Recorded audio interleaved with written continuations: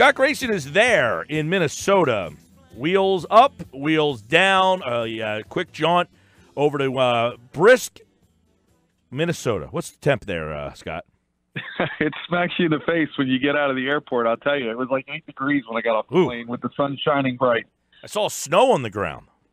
Yeah, a lot of snow on the ground. I was asking our driver on the way over here. He said they had like between 12 and 19 inches, depending on where you were, a week ago. So they're still clearing some of it off the side of the street. Well, give us the initial vibe down there. I know the teams are there now. They're going to have the immediate availability tonight, but is there already an influx of people? What's the vibe in Minnesota? Yeah, I've just been over here at the media center, which is a little weird in and of itself. It's in the Mall of America, which I know you know, but it's just crazy as you're walking around and there's regular public just kind of, regular people just kind of walking around. You can bump into around the food court, whatever.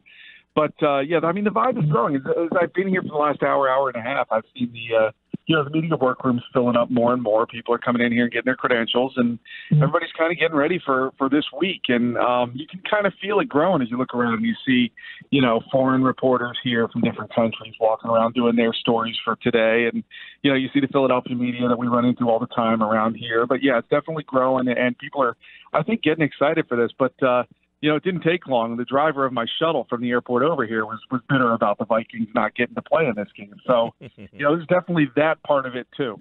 Is there a lot of anti-Philadelphia-ism early on in this trip? I haven't found it yet, but I've seen some of the pictures and the signs on some of the bars that I believe you saw as well, too, that I think John Clark of NBC Sports Philadelphia had put out there as well. And it's, I think that sentiment is here. But the guy, the shuttle driver who I had, wasn't mad at the Eagles. I got the sense he was just really frustrated with the Vikings for not playing a better game. Scott Grayson is there, and you look at the matchup initially. A lot of it is Tom Brady and Nick Foles when you look at quarterbacks. But for you, Scott, what is kind of the untold story of this game that you're looking at? Well, I think it's going to be in the middle. I'm curious to see how the Eagles will try to handle Gronk. I mean, he is obviously a big mismatch if he plays. Still in the concussion protocol at this point, and that's been now over a week. And we know Zach Ertz went through that earlier, and that's kind of the thing I'm going to watch throughout the week and kind of keep an eye on is, will Gronk play? We won't know for sure. We know the Patriots like to, massage the injury report, if you will, or finagle things like that. So we'll see how or if that presents itself during the week. But I'm interested to see that matchup with the Eagles, and I'm guessing it'll be Malcolm Jenkins on Gronk. But, I never know. I mean, it might be a linebacker on him, too. It'll be interesting to see what happens, and I'm curious to watch some of the Eagles tonight at opening night, when the spectacle of the Super Bowl really smacks them in the face, getting out there in front of this whole stage of 5,000 media members or whatever that are in this arena, with the public sitting there in the stands watching, it's certainly going to be something that these guys, unlike except for a Chris Long or a LeGarrette Blount, that have been here before, that have been through this. So I'm curious to watch some of that tonight. Since you brought up opening night, Scott, did you read anything into the people that they chose for the positions? They have Frank Reich up there, Jim Schwartz up there. They have Zach Ertz, but they also have Brent Selleck, and Mike and I were talking about that's a way to, throw a bone to the longest tenured Eagle. Well, I think that is partly that. It is funny you mentioned that, Pete, because I did read that release today and kind of go, I just, same kind of thing. Brent Selleck, there's no Jay Ajayi up there, but he's not one who really would prefer, I think, to be up on that much of the spotlight on one of those risers. Brent Selleck, though, well-deserved. I mean, I think that's partly what that is an honor for him, who's fought so hard, who, has played so long in this city to get the chance to be up there. You look at the other guys, too, like Lane Johnson, Malcolm Jenkins, leaders on this team, guys who've been vocal, who've been really putting in the time here in this city and been trying to fight back from the Chip Kelly era back to where they are now. I think a noticeable absence is, and it's going to be interesting to see, I believe he will have to be available as Carson Wentz, but he's trying to remain out of the spotlight, letting his teammates soak this up because they're the ones that are playing the game.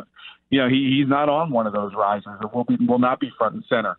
But I'm sure he'll be around, and I believe they're required to talk. So it'll be interesting to see, how all that plays out tonight. Yeah, how does the 6'5" ginger stay anonymous? Another thing I took away from this opening night, Scott, is that, you look at the Eagles list, and they've got Frank Reich on there, and they've got Jim Schwartz on there, and they've got Doug Peterson up there, and you go through the Patriots list, and it's not like I see Josh McDaniels or Matt Patricia or Joe. I mean, the Patriots have been there before. They're not throwing up any of their coordinators.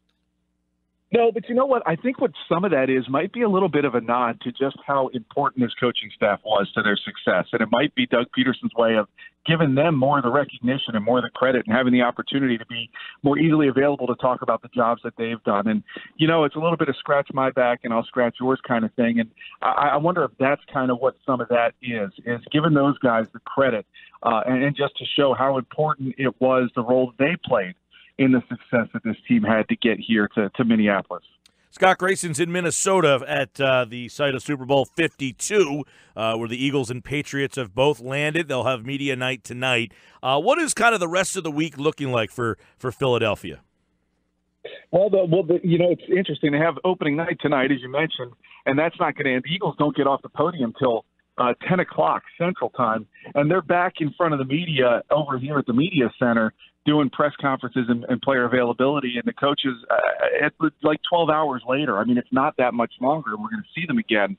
So, it'll be interesting just to kind of see the body language from tonight, which is a fun kind of primetime glitzy kind of thing, to tomorrow when it really starts to ramp up to, heck, there's a game this week, and it's just going to be media availability day after day after day, and it'll wind down when we get towards the end of the week. But there's all kinds of things going on over here. They'll be announcing the Hall of Fame elections for this year. There's other kinds of press conferences. You want somebody, you can find them. NBC Sports will have their guys available calling the game. Al Michaels and Chris Collinsworth, you can talk to them. I mean, it's a who's who. I've already, seen Tony Baselli walking around here. John Clayton was walking around here up on Radio Row. Everybody's still kicking their thing.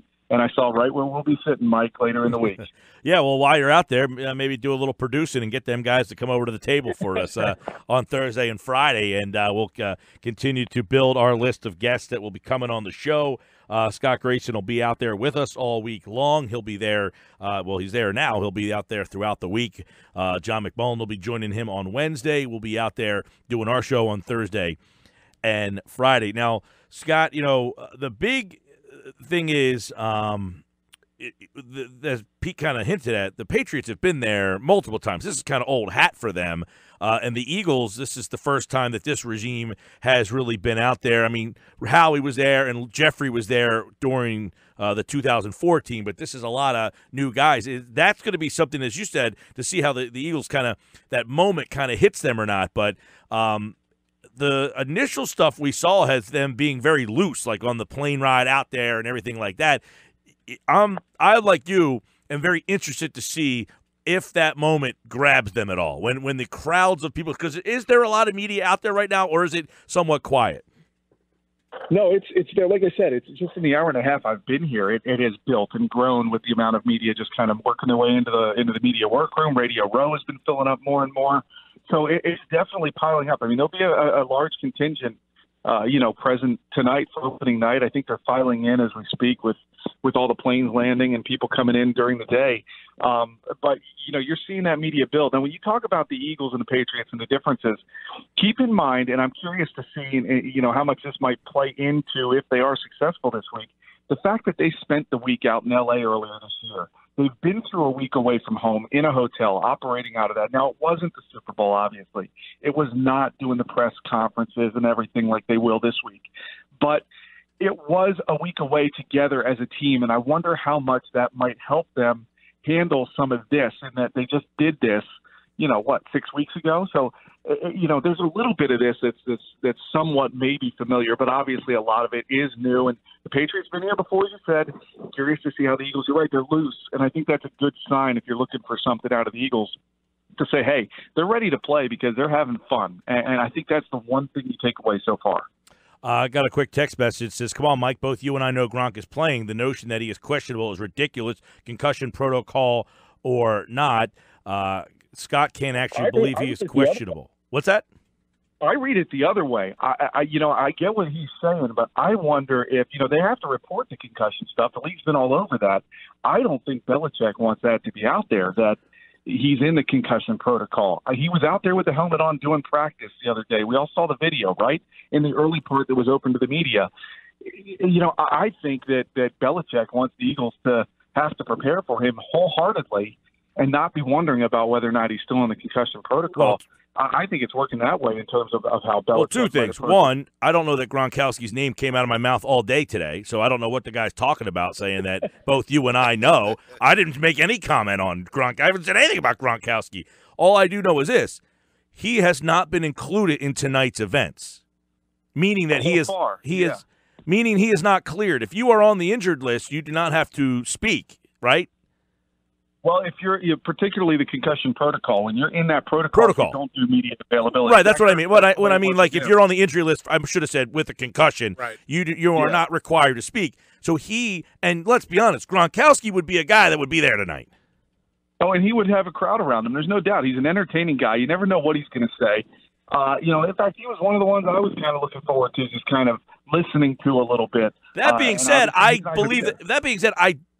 believe he will play. I don't know where the text message inferred that I made any comment. I have not said Gronkowski's name all day, but I believe he will play. I believe he will. I said it earlier. Oh, okay. I was just because he said, Mike, come on, you and I both know. I'm like, I didn't say a word about Gronkowski. I think he'll play.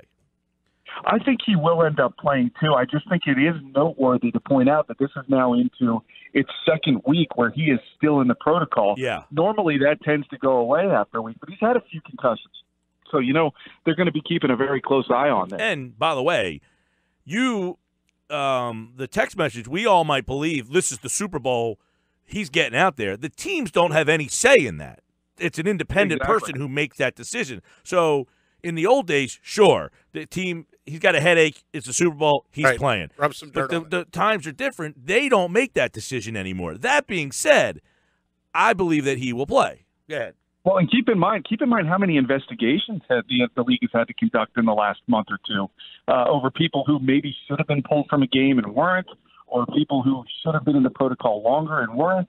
I mean, there's definitely going to be a very big magnifying glass on him this week through this protocol, this concussion protocol, and as he tries to clear his way through it. Mm-hmm. All right, we'll be checking with Scott throughout the week because he's in Minnesota to get a better feel of what's happening. That's the lay of the land, Scott. That's your homework. Figure out where everything is for us. Yeah, and you see some of these guys walking around. You see some of these guys walking around. Make sure that get them on the show for Thursday and Friday. All right, man. All right, I'll do some work for you, Mike. All right, pal. We'll see you out there. All right, you got to bring all your warm clothes because it is definitely cold.